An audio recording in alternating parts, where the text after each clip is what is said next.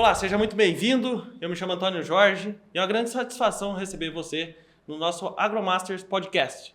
Esse episódio, nós temos aqui a companhia do Rafael Nunes, um dos fundadores aqui do nosso projeto, Geraldo Chavarria, grande especialista em fisiologia vegetal, e Túlio Gonçalo, que é um especialista também, né, na área de muitas tarefas. Eu acho que de todos os projetos, a sua talvez seja a mais difícil.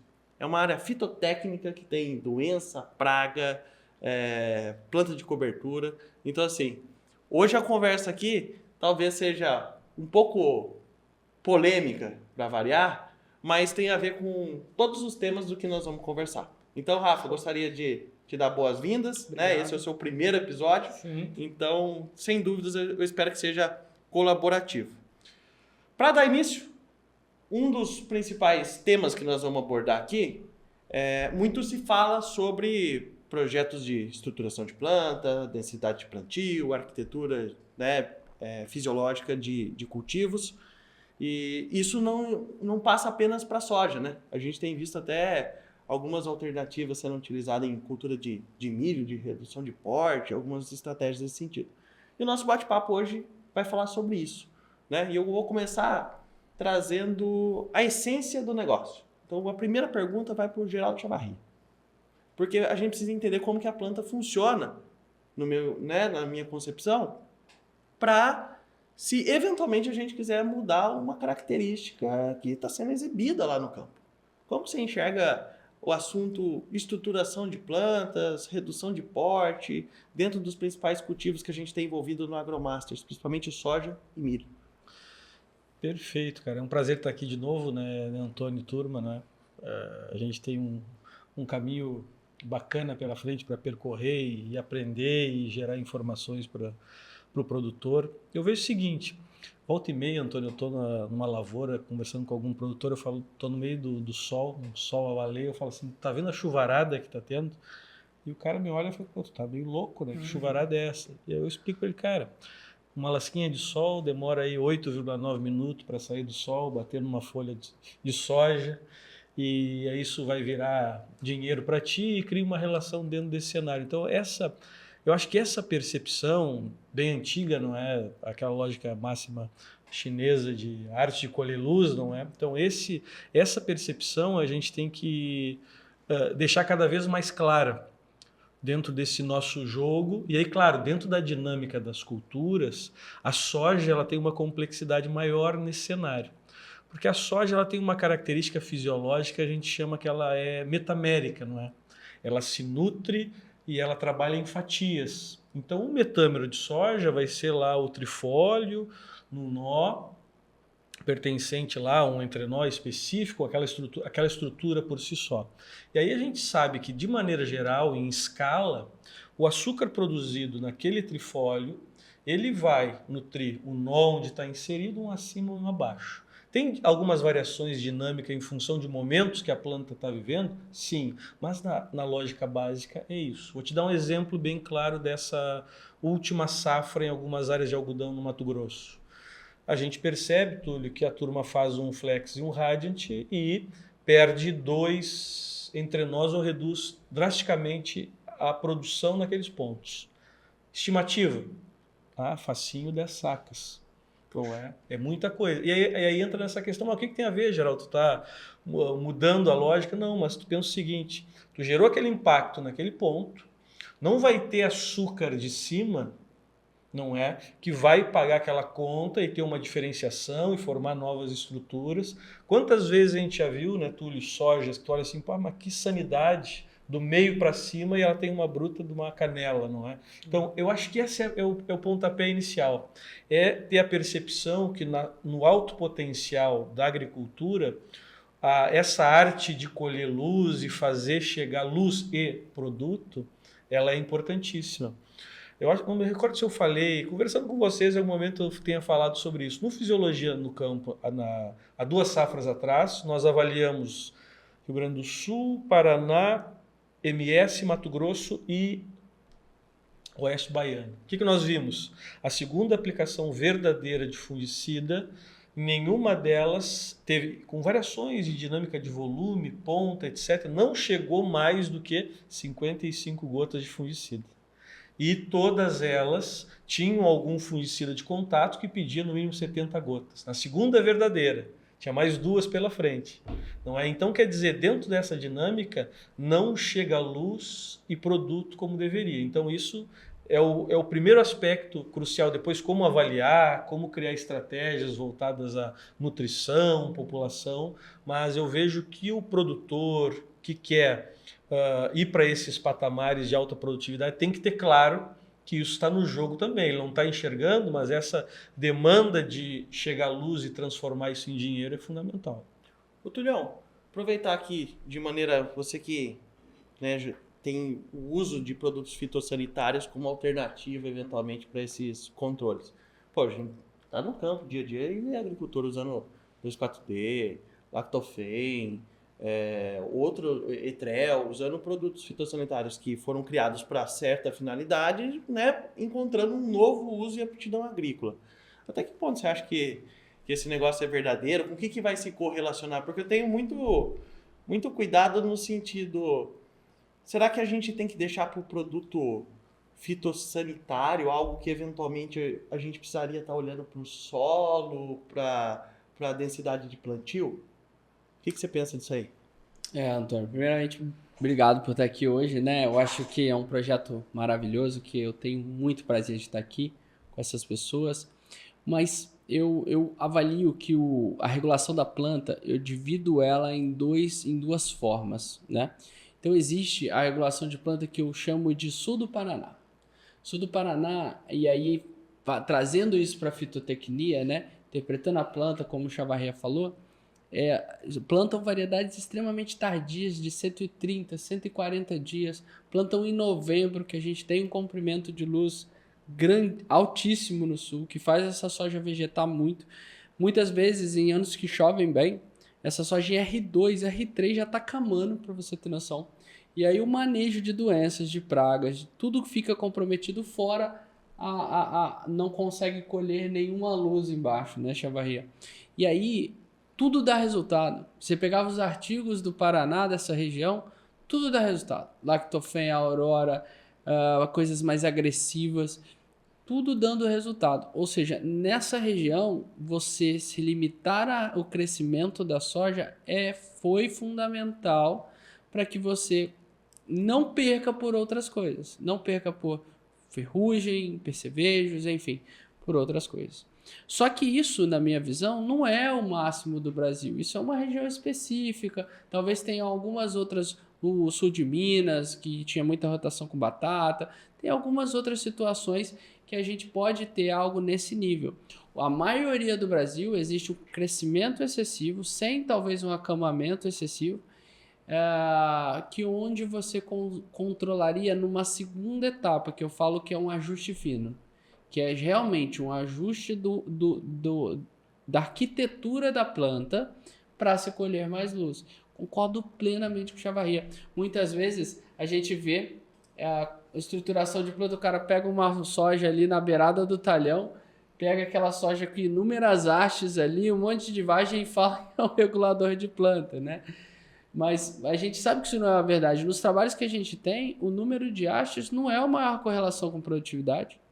O número de hastes é o terceiro ou quarto maior correlacionador com produtividade. Falando aqui da minha dissertação de mestrado, que trabalhei com isso e fizemos inúmeros outros trabalhos dessa linha. A maior correlação com produtividade tem sido PMS.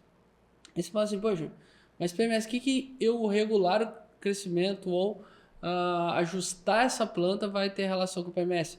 Colheita de luz. Cara, ele falou. Fundamental o que o Chavarria falou. Concordo plenamente. O que esses produtos, na minha visão, têm feito a nível cerrado, e aí são vários exemplos de produtos, mas que no final a gente forma semelhante, são ajustar essa arquitetura para que ela não feche tão rápido e eu não perca a absorção de luz, principalmente no bacheiro. E isso influencia também no manejo de doenças, pragas, só que de forma mais sutil. Muitas vezes eu não vejo no cerrado o fator luz sendo o fator limitante. O exemplo do feijão. O feijão, a gente tem feijão tipo 1, tipo 2, tipo 3, tem feijões que acamam muito cedo. E que aí você também tornar o fechamento de rua mais tardio ajuda muito. Então, eu acredito que para 80% do cerrado não é a estratégia adequada produtos como esses, como o Lactofen, que é muito utilizado, né? Produtos não destinados, mas produtos menos agressivos. Eu falo que às vezes podem ser um herbicida, né? Fiz a dissertação com 2,4-D, o etrel eu decidi não utilizar na dissertação, por quê? Porque existiam vários artigos mostrando redução de produtividade com etrel. Vários trabalhos. Quando eu fiz a revisão que a gente tem que fazer para fazer a dissertação, a maioria dos trabalhos apontavam redução de produtividade, redução de crescimento drástico e tal. Obviamente, as doses mudaram, o contexto é diferente. A gente sabe que o etrel está sendo muito utilizado em algumas regiões, como a Bahia, né? E a gente está estudando ele de novo, né, Rafa? A gente tem eles em algumas experimentações. Mas acho que essa relação aí, em relação ao produto, é bom dividir essas etapas. Em relação ao sul do Paraná, qualquer coisa dá certo desde que reduza o porte. 80% do cerrado é o ajuste fino, que nem tudo vai dar certo e às vezes você pode reduzir produtividade. A gente tem a variedade mais plantada hoje no cerrado, que é o limpo. Os dados que eu tenho dela é com redução de altura, reduzindo produtividade. Não são os produtos que reduzem a altura que fazem maior produtividade. Geralmente são produtos que não alteram a altura e melhoram outros componentes de produtividade. Olha que negócio interessante, né? Alguns de vocês sabem, tem uma trajetória dentro do outro lado da mesa, né? Vamos falar assim, que é do lado da indústria, e a gente sempre trabalhou muito com alguns manejos de estruturação, regulação de crescimento de plantas. E aí, você, além de entender do seu produto que comercializa na época, você tem que acabar entendendo do concorrente. Esse é um negócio legal. Mas dentro de tudo que a gente viu, você tinha manejo com produto fitossanitário, herbicidas, do modo geral, entrando. Tinha produto fisiológico criado para essa finalidade. O Paulo Arbex não está aqui para se defender, né, para falar sobre ajuste populacional, que também é algo que interfere bastante na questão. Mas solo é imprescindível, cara. Porque é o seguinte, como é que nós vamos imaginar, né, o crescimento, como uma planta vai se comportar, se for num solo fraco? Como é que eu vou usar isso aí numa areia, naquela área meio marginal, que o cara tá ali só para empatar e diluir custo fixo? Como é que nós vamos usar essa alternativa? Né? Será que nós vamos conseguir tratar um solo arenoso, um pouco mais fraco, com esse tipo de manejo para ter algum incremento? No meu entendimento, existem alguns fatores que são essenciais. Cara, janela de plantio, aí o Alencar vai poder falar. A densidade populacional, a disponibilidade de nutriente e a condição climática. Porque é o seguinte, se não tiver luz, vai vegetar, vai crescer. Então não dá para tomar decisão de estruturador baseado único exclusivamente num produto milagroso. E eu acho que de todos eles, o que acaba sendo até menos explorado, talvez até por falta de interesse de algumas companhias, algumas coisas, é a parte da nutrição via solo. A planta ela come ou a planta bebe? Então tá a solução lá, né, com todos aqueles nutrientes, dizendo assim, ó, cara, você tem condições de crescer, você tem energia luminosa, e aí como é que eu vou atuar isso correlacionando com nutrição, com solo? Tem como, Rafa? Então, vocês comentando, né, bom, primeiro eu queria agradecer, né, a oportunidade, a primeira vez que eu estou participando, e é um privilégio estar trocando ideia com vocês, participar desse projeto e estar nesse episódio, meu primeiro episódio do podcast. Eu tenho um pensamento assim, nessa temática. Não sei se vocês vão concordar comigo. Não, mas obrigado também, né? Vamos já aqui para discutir. Eu penso assim, o sistema de produção, ele tem passado por uma evolução tamanha de que a gente precisa pegar as nossas experiências do passado, utilizar isso como background, mas tratar como uma página em branco. Porque eu tenho um conjunto de cultivares hoje que é completamente diferente do que tinha 5 anos atrás, eu diria. Tenho materiais precoces que engalham. Eu tenho materiais aí 7.6, 7.9 de um padrão de crescimento e de resposta ao ambiente diferente do que tinha. Então, talvez o resultado que eu tive há 10 anos atrás seja completamente diferente. Eu abro essa possibilidade. E aí, ao dialogar com o produtor, eu falo, mas eu já testei o etrel. Daqui a pouco, naquele padrão genético, não era, mas agora mudou. Só para, né, para colocar aqui. Segundo ponto nessa linha de evolução, respondendo a você, a fertilidade do solo evoluiu demais, cara. Hoje nós abrimos área diferente. Hoje eu estou pegando áreas velhas mal abertas e resetando elas e colocando um novo patamar. Hoje a gente está fazendo adubação de manutenção diferente. Hoje a gente não olha só para o fósforo e para o potássio, mas o cara está comprando micronutriente, então ele está investido num solo diferente. E esse solo diferente produz uma planta diferente. Ou talvez produz aquela planta de verdade que ela deveria ter sido desde que ela foi estabelecida, né? Mas que ela não tinha aquele comportamento porque os solos não estavam construídos. Mas hoje a gente lida com fazendas com altíssimo nível de fertilidade. Então, isso precisa estar em mente e faz com que, eu creio que as nossas experiências do passado possam não se repetir. Então, precisa ser estudado agora sobre essa nova fertilidade que se estabelece. E por fim, o nosso manejo de nutrição foliar também é outro. Eu não consigo acreditar que uma planta que, mesmo independente do que tem no solo, mas sob o manejo paupérrimo que era do passado de nutrição foliar, teria um comportamento ter o mesmo comportamento do que a gente faz hoje. A gente faz suplementação de forma muito mais fracionada de magnésio foliar, de fósforo foliar, os microcatiônicos, a gente está trabalhando com cobre, com manganês até em fases mais tardias. Toda essa questão que envolve arquitetura, que envolve abortamento, que vai envolver produção de etileno dentro da planta, a gente tem ali hoje o cobalto e o níquel como ferramentas sendo utilizadas. Então, de novo, eu estou dando outra condição para a planta. Então, carece realmente, para mim, de uma nova pesquisa para esse novo sistema de produção que se estabelece. E todo esse, eu vou chamar de vigor que eu entrego para a planta, então a minha missão é entregar o solo mais fértil possível, para que ela expresse o melhor que ela pode do ponto de vista genético. Só que eu penso que, se de um lado eu estou dando a chance dela expressar todo aquele vigor, então uma planta que cresce raiz abundantemente, que ela cresce uma estrutura vegetativa poderosa, por outro lado eu corro mais riscos, eu creio, de autossombreamento, de acamamentos e tudo mais. Então eu acho que a fertilidade do solo, assim como a genética, eu acho que nutrição e fertilidade, junto com genética, está entregando outro sistema de produção para a fitotecnia, para a fisiologia.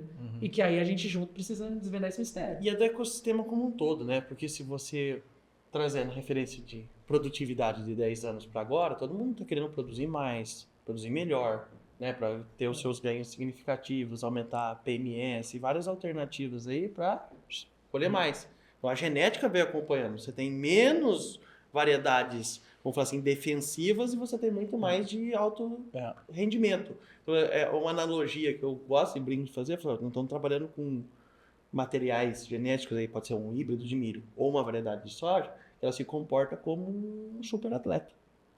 Então ela recebe uma suplementação de calorias aí muito elevada. Só que uma lesão para ela é muito mais grave, no meu entendimento. Então, até correlacionando, quem não assistiu o episódio anterior, que nós falamos sobre fitotoxicidade, esse tipo de coisa, como que reage um material tão produtivo desse a uns danos, por exemplo, de fito que eventualmente pode ocorrer por esses produtos, cara? E um ponto interessante, né? Eu concordo plenamente que a gente está num contexto totalmente diferente de soja, né? E impressionante, a gente pega regiões como o Vale ali do Mato Grosso, o Vale de Goiás, onde são regiões que já abriram áreas num manejo de fertilidade atualizado, vamos dizer assim. Plantam variedades de 115, 120 dias, uma região muito quente, ou seja, exige que o crescimento radicular aconteça com uma área extremamente corrigida, uma região que não faz safrinha, que tem que plantar braquiária no meio do ano. Então, tem produtores que o ano passado fecharam médias de 92 sacos de média em fazendas de 2.000, 2.500 hectares. Só que eles têm problema de crescimento de planta. Esses caras E outro ponto, são solos siltosos. Não consegue plantar com baixa população. Porque a diferença entre plantar com 14 e 9 plantas é um replantio. Porque o 14 ele sobra 5 plantas, o 9 ele não sobra com nada. E aí ele não consegue plantar com baixa população porque são solos siltosos, forma aquele cascão. Ele vai ter que trabalhar a regulação de plantas dentro desse contexto, né? E aí, cara, tu falasse uma coisa que lá no princípio sobre o Lactofen e o Rafa, como as coisas mudaram, né?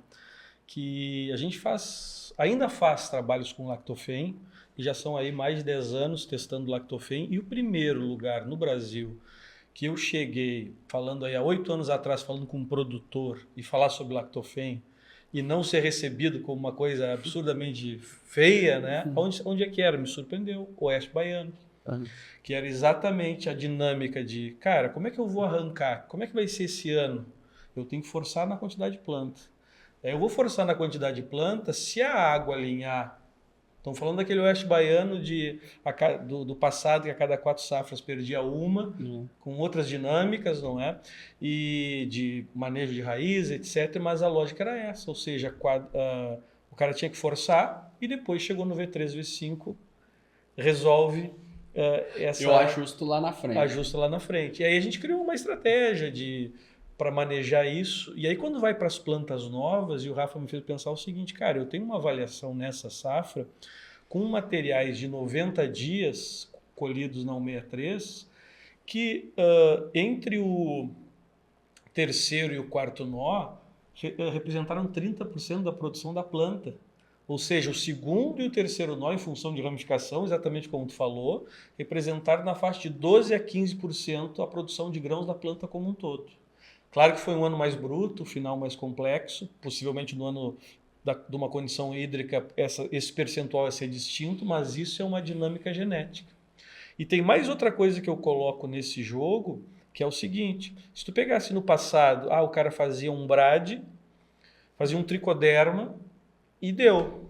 Cara, hoje ele faz mais uns 3, 4 bacilos distintos com funcionalidades fitossanitárias, etc., mas que influenciam hormonalmente essa planta e dão mais gás para ela se desenvolver. E aí fazer essa planta segurar e essa dinâmica dela, né, Antônio?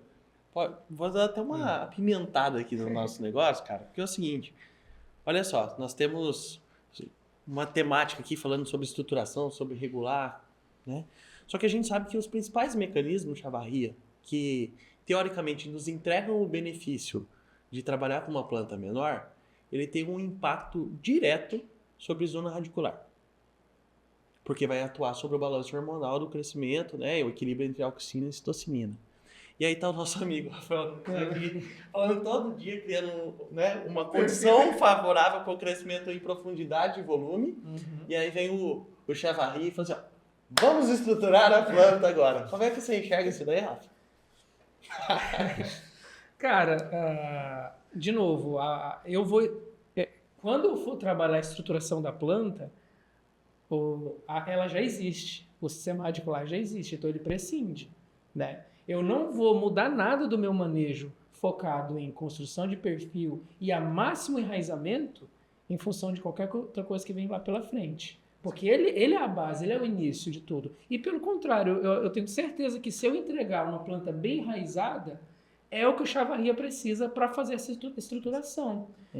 Porque, imagina, eu vou ter muito maior número de raízes que tanto vai absorver mais água e nutrientes, mas vai produzir mais hormônio, citocinina, que vai ser produzido e vai estar influenciando o próprio balanço hormonal dentro da planta. Então, eu creio que uma planta bem enraizada é muito mais manipulável, ao meu ver, do que uma planta ali definhando, que é um contrassenso, né? Às vezes a gente pensa assim, não, eu vou estar ali ajudando uma planta que não está conseguindo. Eu acho que quando você mencionou o atleta, é muito nesse sentido, né?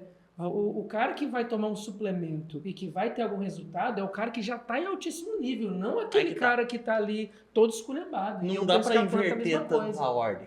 Tem que ter a condição de solo, o estabelecimento bem certo. A gente brinca, eu faço uma brincadeira com todo mundo aqui. Eu falo assim, você vai numa festa, vai numa festa de casamento. Você é casado, você é casada, você também, né, já foi, né? Aí você tá ali, chegou no casamento. Toda vez que você tentar inverter a ordem natural de uma festa, pode ser muito bom para um ou muito ruim para nós, que é o caso. O que eu tô querendo dizer? Você chegou numa festa, você tem que... Primeiro você deixa a criança feliz, a mãe fica feliz e você consegue divertir. Quando o pai fica feliz antes da mãe e da criança, acabou a festa. O pai já ficou bêbado e eu acho que o modelo de estruturação passa por essa analogia, essa brincadeira que eu tô fazendo com vocês. Cara, não adianta tentar, na minha concepção, tá? Trabalhando um pouquinho a nível de campo. Imaginar, estruturar planta sem fazer a lição de casa, que é a base do solo. Tá? E é muito melhor uma soja camada no final, não controlando doença, não controlando praga, mas produtiva, do que uma soja extremamente ereta, eu não tendo que fazer regulação do crescimento, mas que produz menos. Sim, Um PMS lá baixíssimo, Exato. que é um fator multiplicador da produtividade no final. Tem uma variedade, cara, uma Domar 7375, que é muito interessante. Porque se ela não acamar no final, ela não produz. Mas É aquele uma acamada, regra. ela tá ali, né? É um escorando, prostramento, é. a gente chama isso de um prostramento, que isso acontece a partir do grão formado, R5.5, R5.6, que não vai afetar ali o enchimento de grãos mais. Mas ela tem um PMS tão grande, que quando a gente vê que ela vai passar de 90, 100 sacos, ela tá acamada no final. E às vezes a gente confunde isso, e olha como é interessante, olha como que é complexo. Essa variedade, se reduzir muito a população, não resolve o problema de acamamento no final e perde produtividade. Olha o quanto é complexo. Então, parte desse trabalho que a gente tem esse ano é associando a regulação de plantas à população.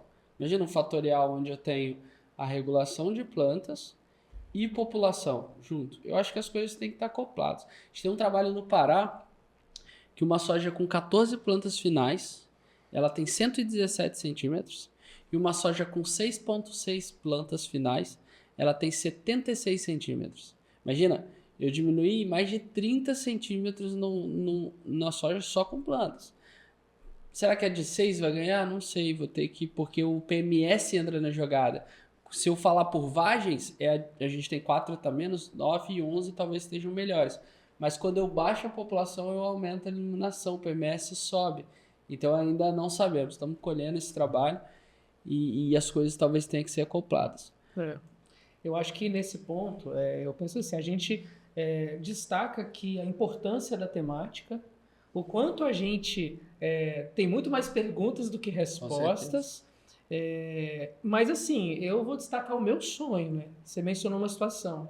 Cara, eu preciso ser capaz de construir uma fertilidade, uma nutrição, igual o Paulinho tem que ser capaz de produzir uma plantabilidade, o Zanon de posicionar ali ambientalmente, o manejo fitotécnico, fisiologia, em que eu tenha com uma população ideal a melhor combinação entre população e engalhamento, se eu conseguir induzir o engalhamento, porque nesse caso aí ela engalhou mais e roubou, né, vamos dizer assim, carboidratos para o crescimento na haste principal. Então ela reduziu o porte, mas com certeza vai ter mais galho, mas qual é o balanço? Cara, eu quero ter uma planta que tenha a mesma altura que ela iria ter com mais galhos, porque ela não está tendo um dreno excessivo da haste principal. Se isso for possível, através de fertilidade e todos os outros aspectos, esse é um sonho.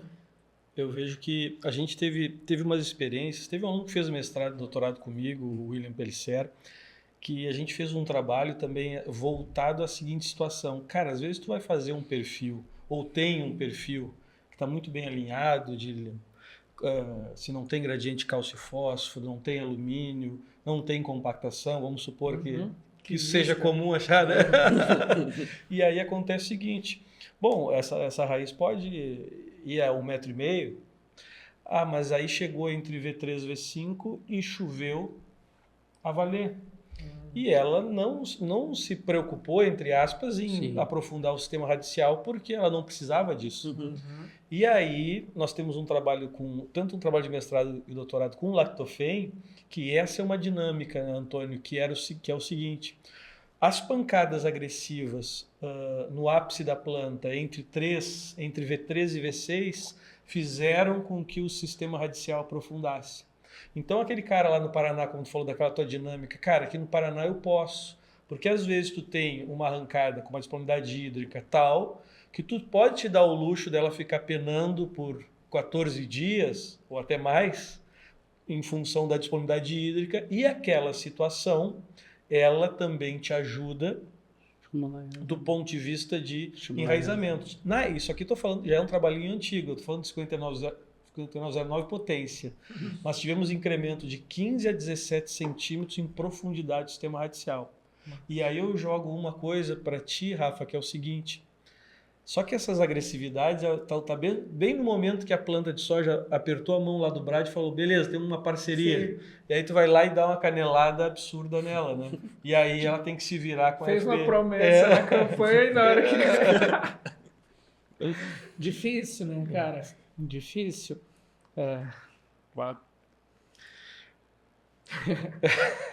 Mas é o ponto, né? Você está ali produzindo na planta um efeito morfológico que você deseja sobre a pena de um efeito talvez fisiológico e nutricional indesejável. E aí a produtividade final vai ser o balanço, né, entre esses ônus e bônus. A questão é como minimizar isso. É por isso que a interdisciplinaridade é muito importante. Aí, entendendo que esse é um manejo, vamos supor, ideal para um ano de excesso de chuvas, mas que eu vou ter essa penalização no BRAD, eu preciso estudar e adotar tecnologias de reinoculação tardia. Perfeito. Tecnologia ele abortou tantos %, então vamos potencializar esse que fica. Ou tecnologias em que me permita ter o mínimo dano possível frente a isso, né? Numa aplicação conjunta ou numa... já induziu o efeito cascata fisiológico do enraizamento. Agora eu venho compensando, reequilibrando, né, a parte energética dessa planta. Eu acho que a gente tem hoje tecnologia para isso, que são os estudos de longevidade de nodulação. E eu acredito, Rafa, que às vezes, e minha busca na regulação do crescimento é isso, coisas que, dependendo da condição posterior, não me afetem produtividade, né? Ou coisas que a gente já faça naquele momento, que vão regular o crescimento, mas que já vão suprimir um possível problema, como nodulação. Então, o que eu vejo a nível de futuro, o regulador ideal é que numa condição inapta, ele não vai te reduzir produtividade ou não vai causar perdas, que eu acho que o Lactofen não é esse produto, talvez para essa condição. Eu já tive excelentes resultados com ele também e já tive resultados de ter mais antracnose, de outra doença, numa variedade que não cresce muito e resultados negativos. Mas talvez a busca é por um produto que nessa condição não afete, mas que quando eu tiver um crescimento excessivo ou uma arquitetura de planta inadequada, ele vai me ajudar. Ele vai me ajudar a ajustar isso e melhorar. Não é fácil, eu acho que faz 7 anos que a gente está pesquisando isso e por inúmeros motivos que a gente estava conversando, é difícil chegar, mas eu acho que a busca do regulador, eu acho que passa por isso também. E eu vou colocar mais um problema aqui. Porque, pelo menos na minha experiência, até o momento, o que era eu aplicar um produto que produz um efeito morfológico que eu desejo sob a pena de um efeito fisiológico indesejável, que é o que você mencionou. Só que se o ano está tudo certo, beleza. Mas o Túlio colocou, se eu tenho um desafio ambiental, aí o tiro sai pela culatra. Mas esse ano a gente viveu um desafio ambiental que nunca havíamos vivido, a safra 23-24. Porque estiagem todo mundo vive todo ano no Cerrado, mas ondas de calor, eu não lembro, eu não tinha visto acontecer. O que aconteceu do ponto de vista de estresse de temperatura. Então eu vou acrescentar aqui, eu preciso, acho que de um manejo fisiológico que envolva o efeito morfológico desejado, seja aumento de engalhamento, seja redução de porte, seja indução de enraizamento, mas que ao mesmo tempo eu prepare a planta para o estresse que está por vir.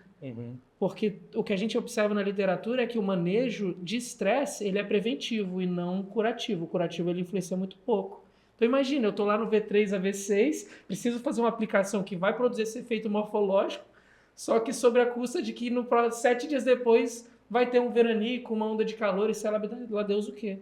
Então acho que esse manejo precisa envolver isso, esses tais mitigadores de estresse também, o que torna mais desafiador. E aí, dentre essas ferramentas, né, se eu comparo, por exemplo, Lactofen, 144 de ativo em V3, queimando feio, aquela que tem que pedir para o produtor voltar na lavoura daqui a 2 semanas. Mas se eu comparo isso com 2,4-D ou com um Etefon, cara, eu prefiro aquela fito mais feia do que o 2,4-D ou o Etefon. Porque pela linha de trabalho, de ação deles, de indução da síntese de etileno, Porque no caso do lactofen, eu vou fazer o quê? Gota grossa, queimar ponteiro, fazer uma poda química, reduzir a concentração de auxina e gerar um desbalanço na planta. Perfeito. Se eu tiver água para isso, senão é um tiro no pé absurdo. Por outro lado, o 2,4-D ele já vai bater e produzir etileno. O Etefon já vai bater e virar etileno. E aí, se eu tenho uma sobreposição, e a gente já teve situações práticas assim, de ficar mais bonitinha a soja, mas tu colocar ali um enforca-gato ali, amarrar alguns pontos na planta e contar estruturas e ver que tu teve uma perda de frutificação efetiva, não é? Então aí tem que colocar nesse jogo. Cara, mede, ele vai lá, mede, viu que reduziu, mas ele mediu o comprimento do internódio. Falou, reduziu. Só que a quantidade de flor, eventualmente, frutificação, né, fica faltando, fica devendo. Eu acho que nesse ponto que foi colocado pelo Rafa, imagina só, você pode ter um produto desenvolvido dentro da área de biofertilizantes, tecnologias que se assemelham ao metabolismo sistêmico, então é algo que é novo, que existiria. Mas se você pensar numa situação de veranico, de tudo que a gente falou, talvez tenham tecnologias que possam auxiliar. Né? Por quê? Porque você está falando, como é que eu vou tentar inibir o etileno? Será que eu não consigo, mediante o hormônio da jovialidade, uma citocinina da vida, incorporar dentro desse ambiente, né, que está sendo tratado? Por outro lado, você pode ter também um favorecimento das aberturas estomáticas quando você tem restabelecimento da condição de umidade. E você pode também trabalhar com produtos que são preventivos. Você pode ter um produto à base de prolina, que aumenta a concentração ali, né? Uma glicina, uma betaína, alguma coisa do tipo, para tentar, mas é difícil você encaixar num único produto. Esse que é o negócio. E aí ele tem que ter um leque de opções para poder trabalhar. E ter essa sensibilidade, porque é a mesma coisa, e nós conversamos isso também em outros momentos. Tudo bem, você pode ter a onda de calor. E se não tiver? Né?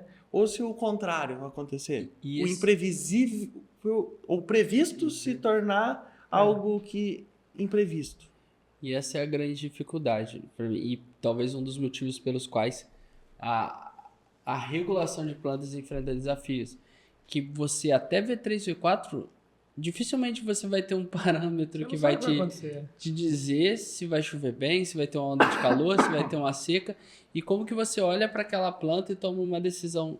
E tem que ser ali. Eu acho que se tem um consenso na regulação de plantas, que tem que ser na fase vegetativa, no máximo até V6, que o que você faz após ali, na maioria das vezes, não entrega esse resultado esperado, né, que a gente busca. Então, como que eu tomo uma decisão se eu não sei o que vem à frente, né? Por isso que eu acredito muito em utilização de combinações de produtos ou produtos que não vão me atrapalhar se a condição for inadequada, mas que vão me ajudar muito se for favorável ao crescimento, ao acamamento ou até o sombreamento da entrelinha, né? E eles são muito específicos por produto. Por exemplo, a gente tem lá algumas iniciativas educacionais dentro da MyFarm, por exemplo, para a área do algodão. O algodão tem o seu regulador específico lá e atua dessa maneira, principalmente sobre giberelina, né? E na soja não é assim. Não é o hormônio predominante para o crescimento. Então a gente também tem que olhar essa especificidade sobre quem é dominante aqui no caso. Até que ponto eu consigo quebrar a dominância da auxina para fazer a citocinina expressar o engalhamento desejado. Então tem essa especificidade também da gente ter o produto certo para o cultivo em questão. E eu vejo assim, Antônio, como tu citou o algodão, eu boto lá, sei lá, um cloreto de mepiquat e bloqueio a síntese da giberelina. A gente tem lá o trinaxepaquetil no trigo e com a mesma capacidade e respostas interessantes. Agora, quando eu vou para a soja, eu tenho esse balanço auxina-citocinina. Esse é o caminho. Será que eu vou conseguir reduzir a mobilidade da auxina? Será que eu vou conseguir gerar um efeito de dano e reduzir o ponteiro? E vale a pena? Não é? Tem situações onde isso é efetivo e eu vejo de formas distintas. Às vezes eu já conheci produtor que usa com clorimuron para dar uma judiadinha na soja. Azetapia, né? Isso, mas aí eu vejo essas pegadas assim da seguinte forma. A planta tem lá o seu metabolismo secundário, tem que aumentar a taxa respiratória para produzir compostos para se defender daquele estresse oxidativo e tudo mais que foi gerado, e ela trava. Aí aquela soja que ela faz, como a gente diz no campo, né, Túlio, dá uma crocada, né? Uhum. E é o 2,4-D faz isso, o Etefon faz isso, um clorimuron faz isso. Já um lactofen ou uma ação mais agressiva de citocinina gera o desequilíbrio e aí a dinâmica da planta ela muda, não é? Não tem residual, né, Chavarria? Isso. É mais momentâneo, né? Isso. A gente vê assim uma interferência hormonal em escala. Isso é muito temerário que eu vou falar porque teria que estudar composto por composto, com carbono marcado, para ter uma percepção. Mas como a gente trabalha numa fisiologia que a gente tem que levar para amanhã para o campo, eu preciso tirar uma percepção média. E o que eu vejo ao longo dos nossos trabalhos? Tanto de efeito fisiológico, de produto, ou algum outro tipo de ação. Cara, são 3 entre nós. Então eu faço uma ação, não é? Exemplo de Santa Catarina, por exemplo, sei lá, Campos Novos, o cara vai dar uma sapecada numa soja em V3, V5, talvez ele precise de uma ação lá na flor. Já não é uma ação, e esse é outro ponto que tu levantaste. Cara, que soja é aquela que tu falou que cresce muito, e quando ela cresce muito... 7375. Beleza, um material como esse, a minha percepção, ela está voltada mais para efeito de dreno no maior fluxo de florada. Quando ela começa a estilingar os entrenós, é sinônimo que ela mudou a chave de mandar açúcar para baixo e está mandando em maior escala para cima. Se eu gero efeito de dreno nas estruturas, ela tem menos açúcar, menos esqueleto de carbono e ATP para crescer entrenó. Ela tem que dividir o dinheiro, o cobertor é curto. E aí pode ser que uma estratégia de manejo para um material assim seja trabalhar na flor com uma concentração maior de citocinina e gerar esse efeito. Uma regra vai funcionar, Rafa, para tudo que é material? A gente sabe que não. A gente precisa desse diagnóstico e olhar para esse caminho também. Perfeito. Excelente.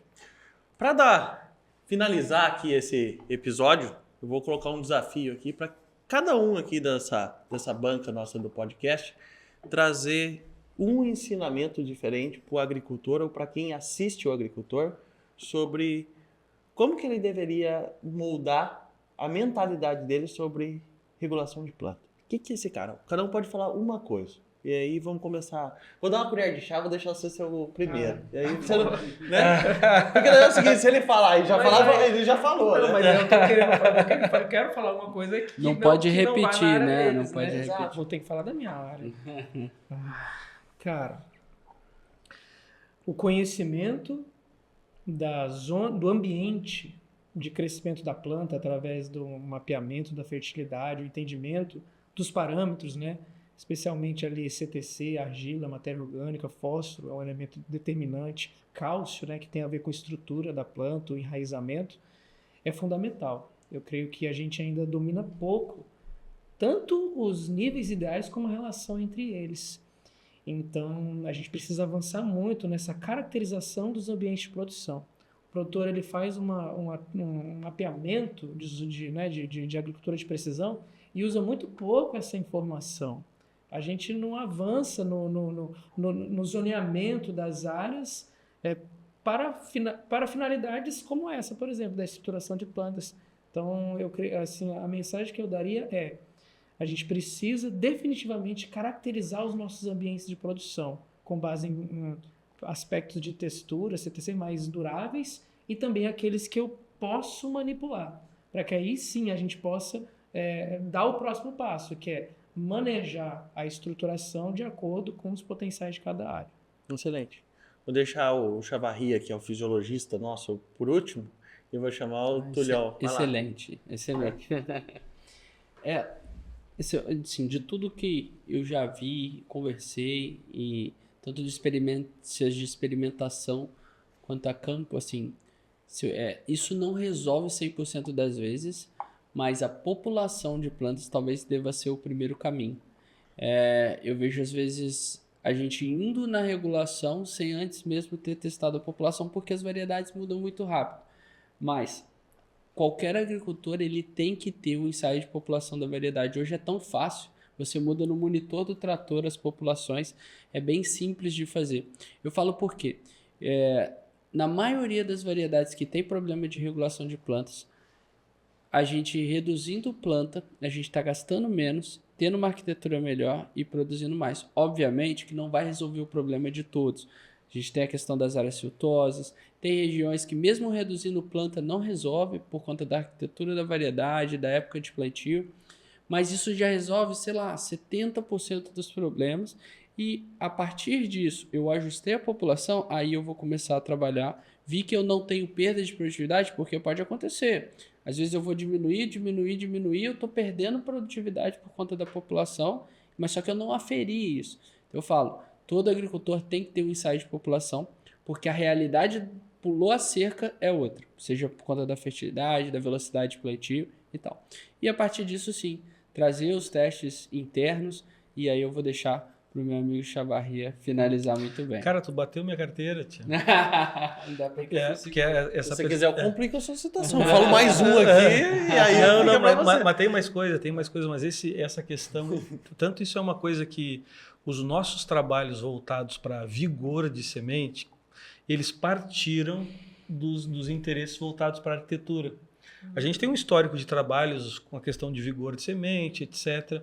E na soja, e isso começou muito desse entusiasmo de ver, cara, a gente tem que começar do princípio, fechar um triângulo básico da arrancada, semente protegida, estimulada, 90 de vigor, não ter segregação de fertilizante e respeitar processos de temperatura de solo, disponibilidade hídrica e fazer essa planta arrancar de maneira eficiente.